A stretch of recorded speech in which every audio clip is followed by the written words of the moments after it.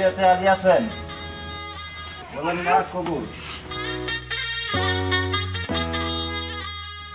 বলেন না কবুল। বাংলাদেশ সরকার ছেলেদের ক্ষেত্রে 21 এবং মেয়েদের ক্ষেত্রে 18 বছর বিয়ের বয়স নির্ধারণ করে দিয়েছে। এর আগে যদি কোনো ছেলে অথবা মেয়ে বিবাহ করে তাহলে সেই বিবাহকে বাল্য বিবাহ হিসেবে গণ্য হবে। আর এই বাল্য বিবাহ করার জন্য আপনার যে শাস্তি হতে পারে, আজ সেই শাস্তি সম্পর্কে আলোচনা করব। মানুষের দৈনন্দিন জীবনের সাথে সম্পর্কযুক্ত এমন সব প্রয়োজনীয় আইন সম্পর্কে জানতে আমার চ্যানেলটি সাবস্ক্রাইব অথবা ফলো করে রাখতে পারেন। বাল্য বিবাহ নিরোধ আইন 2017 সালের 7 ধারায় বাল্য বিবাহ করার শাস্তির বিধান উল্লেখ রয়েছে।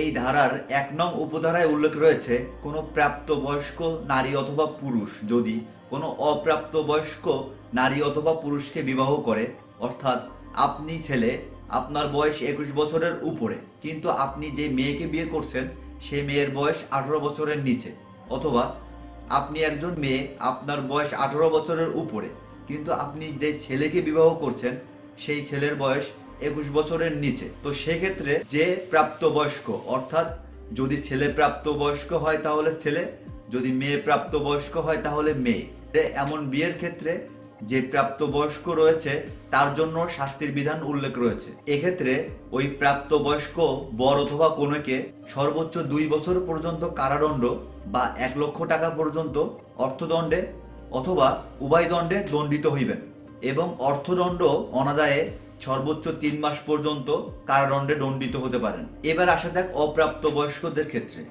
যদি কোনো অপ্রাপ্তবয়স্ক ছেলে এবং মেয়ে বিবাহ করে, অর্থাৎ ছেলের বয়স 21 বছরের নিচে এবং মেয়ের বয়স 18 বছরের নিচে, সেক্ষেত্রে যে শাস্তির বিধান উল্লেখ রয়েছে, এমন বিবাহ সংগঠিত হলে ছেলে এবং মেয়ে উভয়েরই 1 মাসের আটকাদেশ সাজা অথবা 50,000 টাকা পর্যন্ত অর্থদণ্ডে দণ্ডিত হতে পারে, অথবা উভয় দণ্ডে দণ্ডিত হতে পারে।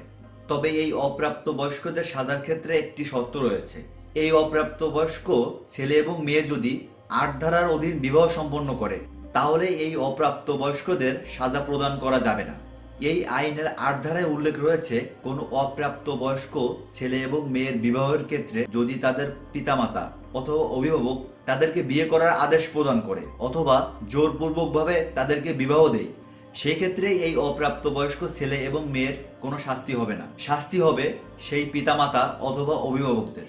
এক্ষেত্রে সেই পিতামাতা অথবা অভিভাবক সর্বোচ্চ 2 বছর এবং সর্বনিম্ন 6 মাস কারাদণ্ড বা অনধিক 50,000 টাকা পর্যন্ত অর্থদণ্ডে দণ্ডিত হবে, অথবা উভয় দণ্ডে দণ্ডিত হতে পারেন, এবং অর্থদণ্ড অনাদায়ে উক্ত ব্যক্তি সর্বোচ্চ 3 মাসের কারাদণ্ডে দণ্ডিত হইবেন। তাই আমাদের উচিত বাল্য বিবাহ থেকে দূরে থাকা এবং অন্যকে সচেতন করা। ধন্যবাদ।